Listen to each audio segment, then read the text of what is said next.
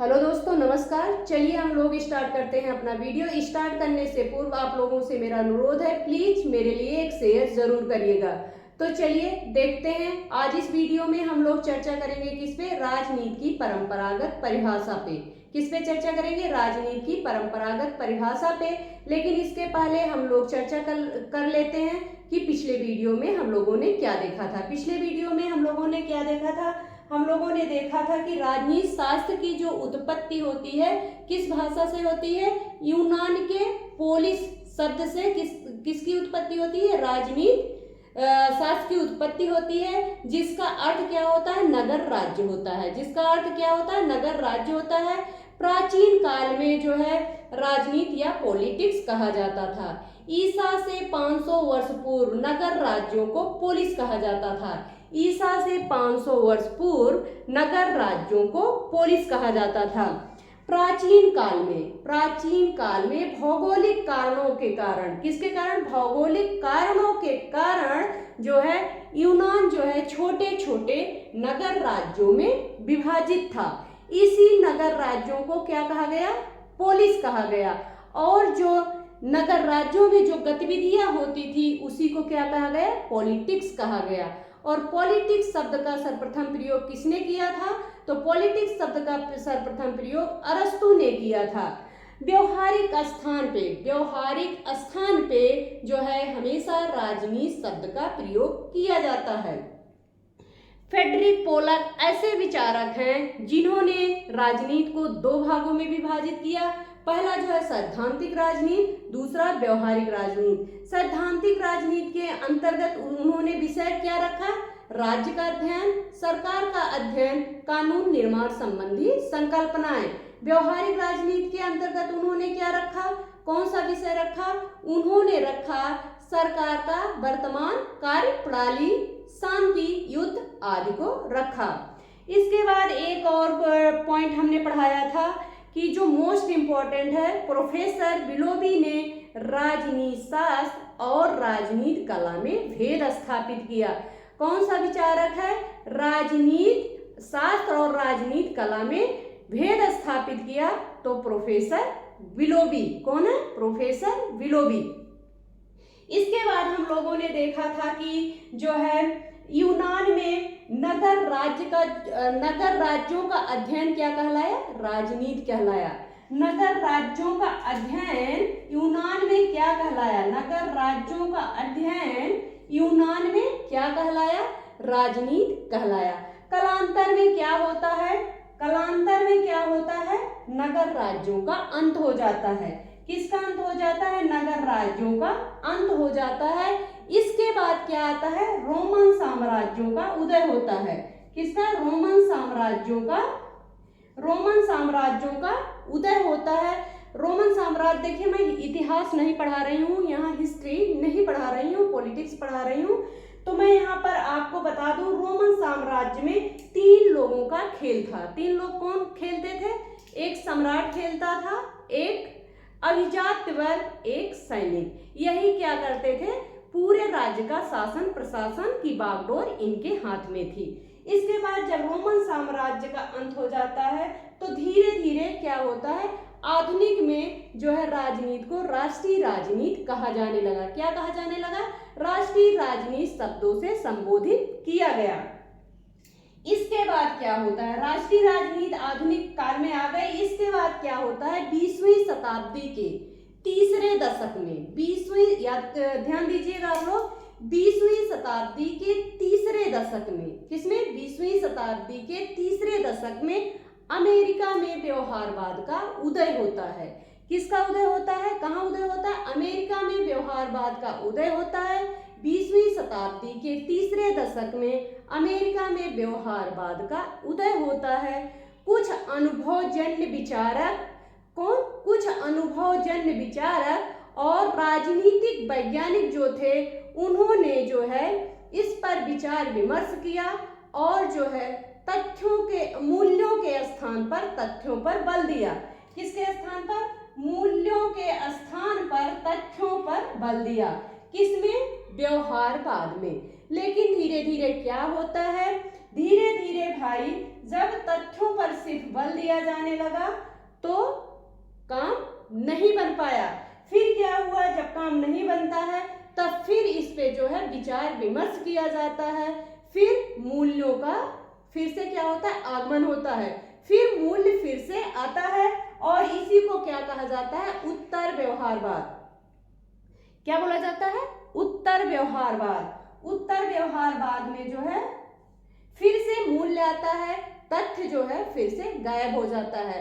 फिर क्या होता है, इतनी स्थित परिस्थितियों से जब राजनीति का जो है परिभाषा क्षेत्र प्रकृति गुजरती है तो उसका जो उसके विचारक जो है इस पे एकमत नहीं हो पाते हैं, वह जो है एक परिभाषा पर एकमत नहीं हो पाते हैं, तो उनकी परिभाषाएं जो हैं क्षेत्र और प्रकृति के अनुसार जो है जैसे जैसे स्थित परिस्थिति गुजरी वैसे वैसे राजनीति की परिभाषा क्षेत्र और प्रकृति चेंज हो गई। इसलिए जो है राजनीति को मैंने बताया था कि राजनीति की परिभाषा को दो भागों में विभाजित किया जा सकता है, एक परंपरागत राजनीति की परिभाषा, दूसरी आधुनिक परिभाषा। तो हम पहले परंपरागत परिभाषा में हमने बताया था कुछ जो है विचारकों के नाम, उनकी परिभाषाएं हम लोग देखते हैं। तो चलिए देखते हैं पहली परिभाषा किसकी है। पहली परिभाषा गार्नर महोदय की है। किसकी है, परंपरागत परिभाषा, राजनीति विज्ञान की परंपरागत परिभाषा। राजनीति की पहली परिभाषा हम लोग देखते हैं, राजनीति विज्ञान का प्रारंभ और अंत राज्य के साथ होता है। राजनीति विज्ञान का प्रारंभ और अंत राज्य के साथ होता है। यह परिभाषा किसकी है, तो यह परिभाषा गार्नर की है। ध्यान दीजिएगा आप लोग, राजनीति विज्ञान का प्रारंभ, राजनीति विज्ञान का प्रारंभ और अंत, हाँ, राजनीति विज्ञान का प्रारंभ और अंत किसके साथ, राज्य के साथ होता है। राजनीति विज्ञान का प्रारंभ और अंत राज्य के साथ होता है। यह किसकी परिभाषा है, यह परिभाषा गार्नर की है। किसकी है, यह परिभाषा गार्नर की है। दूसरी परिभाषा हम लोग देखते हैं, राजनीति विज्ञान राज्य का विज्ञान है। राजनीति विज्ञान राज्य का विज्ञान है। यह किसकी परिभाषा है, जेम्स की परिभाषा है। तीसरी परिभाषा हम लोग देखते हैं, राज्य को संगठित किया जाता है और प्रभुसत्ता का प्रयोग किया जाता है। देखिए मैंने परिभाषाओं को काट के छोटी कर दिए हैं, क्योंकि देखिए राज्य को संगठित किया जाता है, यह इसका मुख्य वाक्य है। इसके आगे पीछे कुछ भी जोड़ दिया जाता है या घटा दिया जाता है, तो आप लोग ध्यान दीजिएगा, राज्य को संगठित किया जाता है और प्रभुसत्ता का प्रयोग किया जाता है। यह परिभाषा किसकी है, डॉक्टर जकारिया की है। किसकी परिभाषा है, डॉक्टर जकारिया की परिभाषा है। राज्य को संगठित किया जाता है और प्रभुसत्ता का प्रयोग किया जाता है। अगली परिभाषा हम लोग देखते हैं, राजनीति विज्ञान राज्य के उद्भव, विकास, उद्देश्य तथा राज्य की समस्त समस्याओं का उल्लेख करता है। राजनीति विज्ञान जो है राज्य के उद्भव, विकास, उद्देश्य तथा राज्य की समस्त समस्याओं का उल्लेख करता है। यह किसकी परिभाषा है, यह गैरीज महोदय की परिभाषा है। किसकी, गैरीज की परिभाषा है। अगली परिभाषा देखते हैं, जिसका संबंध राज्य से है, जिसका संबंध राज्य से है, जो यह समझने का प्रयत्न करता है कि राज्य के आधारभूत तत्व क्या हैं, उसका आवश्यक स्वरूप क्या है, उसकी किन किन विविध रूपों में अभिव्यक्ति होती है तथा उसका विकास कैसे हुआ है। यह किसकी परिभाषा है, ब्लंटसली की परिभाषा है। एक बार फिर से रिपीट करते हैं, जिसका संबंध किससे है, राज्य से है। जिसका संबंध किससे है, राज्य से है।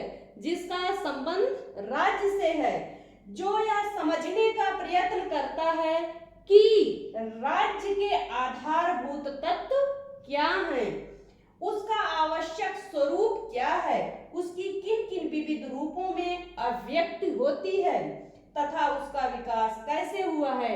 यह किसकी परिभाषा है, यह ब्लंटसली की परिभाषा है। किसकी, ब्लंटसली की परिभाषा है।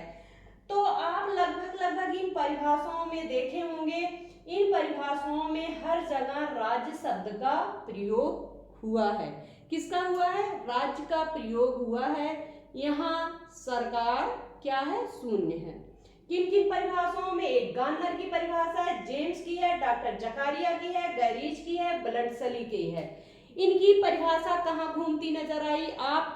आपने ध्यान दिया होगा, इनकी परिभाषा सिर्फ राज्य के चारों तरफ घूमती नजर आई।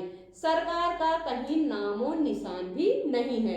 तो इनकी परिभाषाओं में आपको ध्यान रखना है कि कौन से ऐसे विचारक हैं, राजनीतिक विचारक हैं, जो सिर्फ राज्य शब्द का प्रयोग करते हैं। तो कौन से ऐसे विचारक हैं? गार्नर हैं, जेम्स हैं, डॉक्टर जकारिया हैं, गैरीज हैं, ब्लडसली हैं। इनकी परिभाषा जो है सिर्फ राज्य के चारों तरफ घूमती है। आगे देखते हैं, कुछ लोग जो है, कुछ जो राजनीतिक विचारक हैं, उन्होंने माना कि राज्य क्या है? एक अमूर्त संस्था है। क्या माना? राज्य एक अमूर्त संस्था है। लेकिन अगर हम उसको, जब राज्य को समझना होगा या राज्य को जब हम समझना चाहें, तो सरकार के अध्ययन, सरकार के जो है क्रियाकलापों को हमें समझना पड़ेगा, तभी हम राज्य को समझ सकते हैं। इस प्रकार जो है राज्य को समझने के लिए सरकार का अध्ययन आवश्यक है। और सरकार के अध्ययन का विकास जो सबसे पहले हुआ वह कहाँ हुआ? अमेरिका में हुआ। कहाँ हुआ? अमेरिका में जो है सरकार के अध्ययन के पक्ष में जो है बल दिया गया। कहाँ? अमेरिका में। कहाँ दिया गया? अमेरिका में। आगे देखते हैं, जिन्होंने अपनी परिभाषाओं में राज्य और सरकार दोनों पर बल दिया है, उनकी परिभाषाओं का अध्ययन करते हैं। पहली परिभाषा देखते हैं, जैसे संपत्ति शास्त्र संपत्ति का अध्ययन करता है, जैसे संपत्ति शास्त्र संपत्ति का अध्ययन करता है, जीव विज्ञान जीवन का, बीज गणित अंकों का तथा ज्यामिति शास्त्र स्थान लंबाई चौड़ाई का करता है, उसी प्रकार जो है राजनीति विज्ञान जो है राज्य तथा सरकार का अध्ययन करती है। यह किसकी परिभाषा है? यह परिभाषा सीले की है। एक बार फिर से रिपीट करते हैं, जैसे संपत्ति शास्त्र संपत्ति का अध्ययन करता है, जीव विज्ञान जीवन का अध्ययन करता है, बीज गणित अंकों का करता है तथा ज्यामिति शास्त्र स्थान लंबाई चौड़ाई का करता है, उसी प्रकार जो है राजनीति विज्ञान राज्य तथा सरकार का अध्ययन करती है। यह परिभाषा किसकी है? सीले की है। आगे देखते हैं, राजनीति विज्ञान सरकार से संबंधित विधा है। राजनीति विज्ञान सरकार से संबंधित विधा है। यह किसकी परिभाषा है? लिकाक की परिभाषा है। राजनीति विज्ञान सरकार से संबंधित विधा है। यह किसकी परिभाषा है? तो यह परिभाषा लिकाक की है। अगली परिभाषा देखते हैं, राजनीति विज्ञान राज्य और सरकार की समान समस्याओं का अध्ययन करता है। राजनीति विज्ञान राज्य और सरकार की सामान्य समस्याओं का अध्ययन करता है। यह परिभाषा किसकी है? तो यह परिभाषा किसकी है? गिलक्राइस्ट की है। राजनीति विज्ञान राज्य और सरकार की सामान्य समस्याओं का अध्ययन करता है। यह परिभाषा किसकी है? गिलक्राइस्ट की है। अगली परिभाषा देखते हैं, राजनीति विज्ञान राज्य और शासन दोनों का विज्ञान है। राजनीति विज्ञान राज्य और शासन दोनों का विज्ञान है। राजनीति विज्ञान राज्य और शासन दोनों का विज्ञान है। यह किसकी परिभाषा है? तो यह आशीर्वादम की परिभाषा है। किसकी है? आशीर्वादम की परिभाषा है। राजनीति विज्ञान राज्य और शासन दोनों का अध्ययन करता है। अगली परिभाषा देखते हैं, राजनीति शास्त्र समाजशास्त्र का वह भाग है। राजनीति शास्त्र समाजशास्त्र का वह भाग है जिसमें राज्य के आधार और सरकार के सिद्धांत पर विचार किया जाता है। किसने कहा है? पॉल जेनेट ने कहा है। राजनीति शास्त्र समाजशास्त्र का वह भाग है जिसमें राज्य के आधार और सरकार के सिद्धांत का विचार किया जाता है। यह परिभाषा किसकी है? पॉल जेनेट की है। तो यह महत्वपूर्ण 10 परिभाषाएं हैं किसकी, परंपरागत राजनीति की परिभाषा है। आधुनिक परिभाषा जो है हम अगले वीडियो में पढ़ेंगे। हाँ, आप लोगों को हमने बताया था कि जब 20वीं शताब्दी के तीसरे दशक में क्या होता है, अमेरिका में व्यवहारवाद का उदय होता है, तो वहाँ जो है अनुभववादी और जो राजनीतिक वैज्ञानिक थे उन्होंने जो है मूल्यों के स्थान पर तथ्यों पर बल दिया। तो मैंने आप लोगों को बताया था कि मूल्य और तथ्य में अंतर क्या है। मूल्य और तथ्य दो चीज मैंने बताया था ना, मूल्य और तथ्य। जो हमारा व्यवहारवाद है, आप लोग मैं पढ़ाऊंगी व्यवहारवाद, ठीक है, व्यवहारवाद, मूल्य और तथ्य, और इसके बाद उत्तर व्यवहारवाद आ जाते हैं। उत्तर व्यवहारवाद, ठीक है। उत्तर व्यवहारवाद क्या करता है, तथ्य की बजाय मूल्यों पर बल देता है। तथ्य के स्थान पर मूल्यों पर बल, ठीक है, मूल्यों पर बल। तथ्य और मूल्य में अंतर क्या है, तथ्य और मूल्य में अंतर क्या है, तथ्य और मूल्य क्या क्या है भाई। तथ्य और मूल्य मैं आपको बताती हूँ। जैसे आज क्या है, आज तीज है, कुछ ऐसा कोई है, हाँ तीज है आज, जहां तक तीज है आज। मूल्य और तथ्य देखते हैं, इसी तीज से ही समझते हैं मूल्य और तथ्य। मूल्य और तथ्य, ठीक है। आज क्या है, आज तीज है। आज जितनी हमारे देश की महिलाएं हैं वो क्या रखी हैं, व्रत रखी हैं। व्रत रखी हैं, किसका व्रत रखी हैं कि अगर हम तीज का व्रत रखेंगे तो हमारे पति की उम्र क्या होगी, लंबी होगी। क्या होगी, लंबी होगी। यह क्या है, मूल्य है। क्या है, मूल्य है। किसने बताया उनको कि लंबी होगी, किसी कसौटी पर कसा गया या वैज्ञानिक तरीके से सिद्ध किया गया कि पति की लंबी उम्र हो जाएगी तीज का व्रत रखने से? किसी कसौटी पर कसा गया? नहीं, किसी कसौटी पर कसा नहीं गया, क्योंकि बचपन से उनके दिमाग में डाल दिया गया है, ठीक है।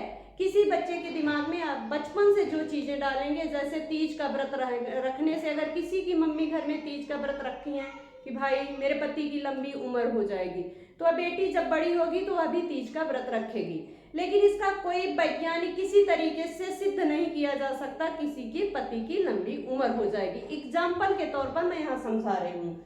दूसरी बात, तथ्य क्या करता है, किसी चीज को कसौटी पर कसता है, वैज्ञानिक तरीके से उसको सिद्ध किया जा सकता है कि नहीं भाई ये बात सही है, ठीक है। जैसे कोई व्रत रहता है, ठीक है, कोई आज सब लोग व्रत हैं, तो क्या होगा, अगर आप व्रत हैं तो आपका वेट लूज होगा, वेट लूज होगा ना।